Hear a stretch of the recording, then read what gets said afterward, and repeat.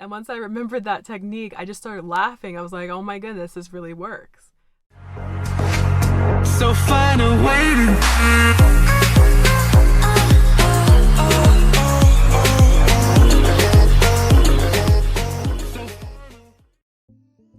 Hello, beautiful fellow lightworkers. My name is Monica, and today we're going to be talking about how I found proof that the law of attraction actually works.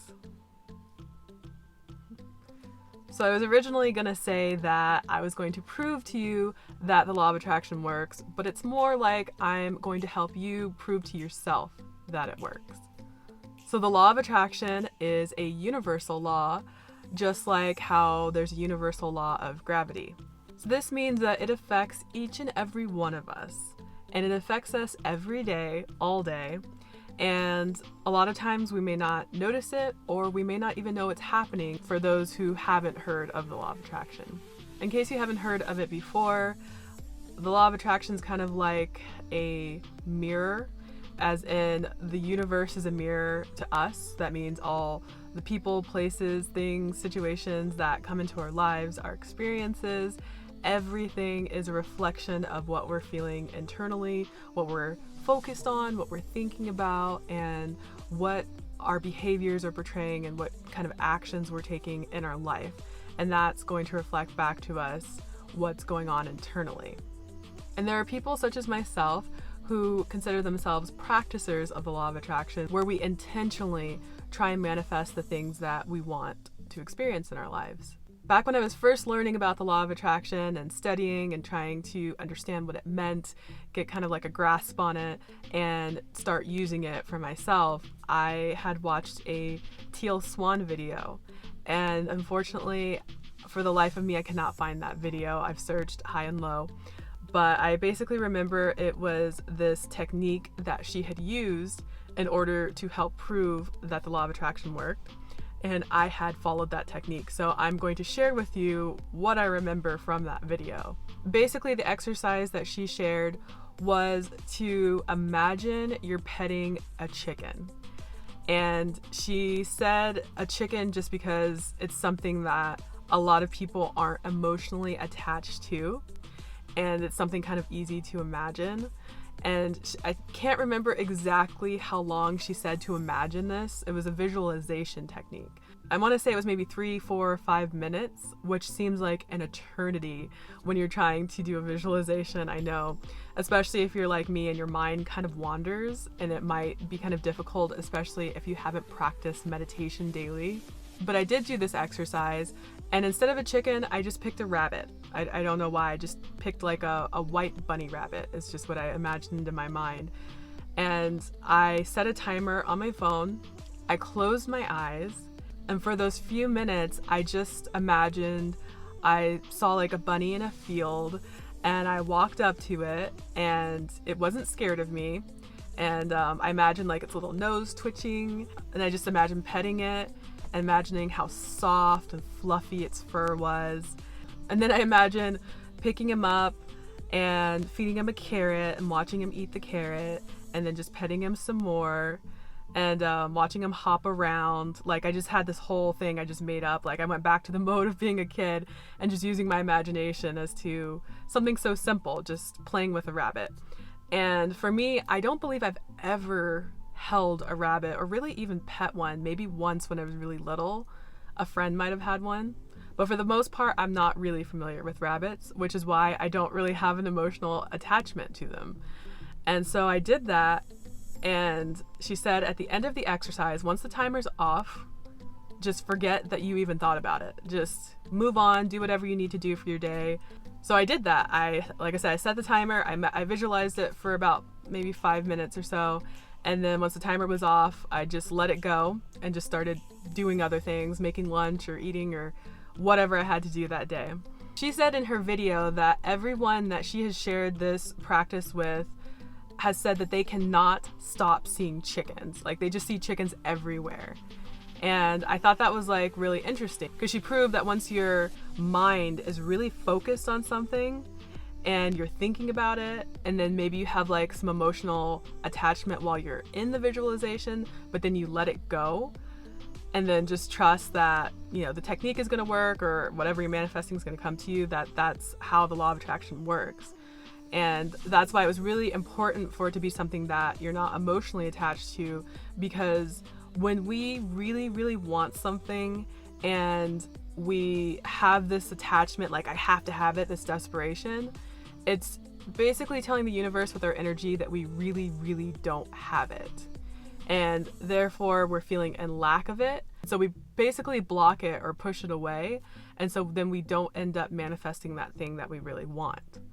So when I did the visualization, I was living in Oregon and I had not seen any rabbits. And then a few weeks later, I had moved to Colorado, and I started to notice that in the apartment complex that I was living in, there were just tons and tons of rabbits everywhere. Like, they were breeding, I guess, and just went crazy around our apartment complex. And it was a huge complex. There was over 1,000 apartments, and they were in like 4 different sections and zones. So yeah, I would just see them everywhere, and we had a lot of grass on the property. I was thinking to myself, goodness gracious, why am I seeing so many bunnies?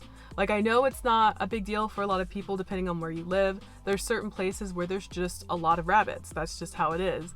And people see them all the time. But for me, I had never really seen them that often before. And it was just every day, all day. It seemed like every time I went outside, I would see them. And then I remembered that exercise I did of teal swans. And then I really started to pay attention. I noticed not only was I seeing physical rabbits in real life, I was seeing them in drawings online. I was seeing them in photos. I was seeing cartoons. I was seeing little figurines of them, little statues, and just everywhere. It was crazy. Also, when I would be reading, I would see a lot of things referenced to Alice in Wonderland and about follow the white rabbit, and I would read stuff about going down the rabbit hole, and I just so many references to it. And once I remembered that technique, I just started laughing. I was like, oh my goodness, this really works. This really proved to me that my mind had focused on this so much that I just visualized actually doing it. And I got to, and that's another thing I forgot to mention, is she said to get so into it, like you just completely focused on it, that you're not thinking about anything else, and you really feel as if you're, in her case, petting a chicken. She said really get into that. And I did. I visualized it so much that it felt like I was actually doing it in real life. And that's the thing about visualization, is our subconscious doesn't know that we're not actually experiencing that in the physical world. Consciously, we know we're not. We know it's in our head, but subconsciously, we don't know. If we think about something enough and we really feel as if we're experiencing it, it can materialize in the physical world. So back to the bunnies, when I was staying in New Mexico, kind of on the border of Arizona, I was seeing a lot of rabbits again, and a lot of jackrabbits. Like the ones with the really big ears, I think that's what they're called. And they would come really close to the RV, and I would like open the blinds in the morning, and I would see them right outside just eating. And so that was right after Colorado. I was seeing them a lot again still. And I haven't seen them as much now. I still see them online and drawings and figurines and stuff, but I don't see them physically as much. But I was seeing them for months and months and months, maybe even like a year after I did that visualization. And I was like, I can't stop seeing rabbits everywhere. It's insane.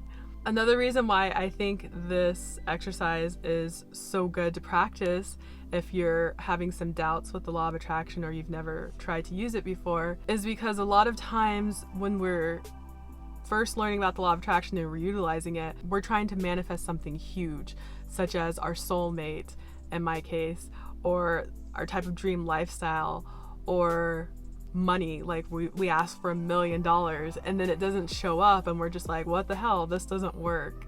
So I really think the key is to starting with very small things that you're not emotionally attached to, and going from there and doing that often, maybe every day. You can visualize, you can do a little visualization technique, or try to manifest just things happening in your life a certain way, or situations going the way that you want. And I want to add another layer to this technique that I don't believe Teal had mentioned, and that is, if you don't feel like you're good at visualizing. I know there's some people who literally can't visualize, or if you haven't really meditated before or often and you feel like your mind's too spacey and you try to do this technique and visualize petting a bunny or whatever it is, but then you start thinking about your laundry, or you start thinking about having to pick up your kids, or just something else that kind of takes you away from the visualization, then I would say try writing it down. So for instance, I could have, instead of visualizing, wrote down something like, I am so happy and so grateful now that I got to pet a bunny, or I got to see a bunny, or just something like that. And then putting that away, that notebook away or something, and forgetting about it. Once you write it down, that is a physical step. So like, I'm thinking about the rabbits, and I'm thinking about and then I'm feeling how cool it would be if I pet one or held one, and then I wrote it down, which is an action, and then letting it go, which would help materialize that intention, because I'm taking an action for that step. When I was in Oregon not too long ago, I was hanging with a friend and we were going for a hike, and she's also really into the law of attraction. And I was telling her about this YouTuber I watch who does pick a card readings, and she does psychic readings. And for the one I had just gotten, I think it might have been that day or the day before, she told me that I would see a hummingbird, and once I saw a hummingbird, I needed to look up what that meant. I rarely ever see hummingbirds. I mean, ever. I've seen them maybe now like a handful of times in my life, but I just don't see them like almost ever. And I was like, okay, that's cool. I thought about what she said, and then just didn't think about it after that. And then within a few days, as I was in my RV at the park in Oregon, we had these tall bushes on both sides of our RV that kind of blocked us from our neighbors. And I looked outside and I happened to see a hummingbird. For quite a while, I watched it. And I almost forgot completely what she said. And then I remembered, and I was like, oh, she said, once you see a hummingbird, look up what that means. So I made sure to go ahead and look it up. And so I was telling my friend about this, and she said, yeah, that makes sense. Like, if you're focused on it, then it most likely was going to manifest anyways. And I was like, yeah, you're right. And then she had told me that she had wrote down that she wanted to see sunflowers, I believe it was. And I was like, okay, that's cool. I haven't seen any either this summer that I can remember, so I'm going to manifest seeing that too. And then she said she was also going to manifest seeing a hummingbird, because I think she said she doesn't see them very often as well. So I kid you not, as we're finishing up this hike, we were out maybe about 2 hours. As we were walking to the parking lot, we saw a field full of sunflowers. And I was like, man, that is a quick manifestation. And then again, literally as we're driving away, she was driving, she saw a hummingbird. And afterwards I thought about it, and I was thinking, man, we seem to like manifest things quickly together. And I believe that's because when two people come together, it doubles the manifesting energy when you're both focused on the same thing. Also because we're, like I said, both big practitioners of the law of attraction. We know how it works. And then we're both very high vibrational energy usually, and that even amplifies more, I think, when we're together and we talk about what we're grateful for a lot. And so we're just both on the same level. So it's just very cool that it was just that instantaneous for both of those manifestations coming true. And again, I know those are very, very small things, but I think it's best to start off really small and build your confidence over time, like manifesting or doing like the smallest things, and you'll be surprised like how quickly they'll start to show up once you really start to believe in yourself and your individual manifesting ability. Alright guys, that is my video for today. Hopefully some of you will try this technique, and if you do, let me know how it works for you. I know this technique may not work for everyone, but it's something that really helped me in the beginning of my journey. I think, oddly enough, my theory is that it will work better for people who really just don't believe in the law of attraction, or who really don't care, because they're not going to be attached to seeing results of it, and when the results come, they'll be pretty surprised. So again, if you try this technique, make sure to visualize or to write down something that you're not emotionally attached to, that you could kind of care less if you see it or if it happens or if it manifests, because it won't really affect your life too much. And that is going to help with the letting go process and to not block the manifestation from materializing. Until next time, guys, I will see you in the next video. Bye, everyone.